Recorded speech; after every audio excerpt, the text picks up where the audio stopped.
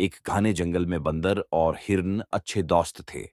दोनों रोजाना खेलते, दौड़ लगाते और दरख्तों के नीचे बैठकर बातें करते। एक दिन जंगल में खशक साली आ गई। न बारिश हुई, न कहीं पानी बचा। तमाम जानवर परेशान हो गए। बंदर और हिरन भी पानी की तलाश में निकले। चलते चलते उन्हें एक छोटा सा कनवा मिला, जिसमें थोड़ा सा पानी था। हिरन खुश होकर बोला, चलो, हम दोनों बारी बारी पानी पिएंगे। लेकिन बंदर चालाकी से बोला, नहीं नहीं, मैं पहले पीऊंगा, तुम बाद में पी लेना। बंदर जल्दी से कनवे में झांका और अपनी शक्ल देखकर चौंक गया।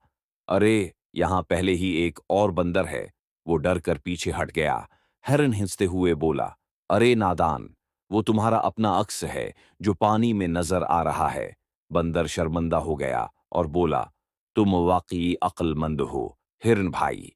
आओ, अब दोनों मिलकर पानी पीते हैं।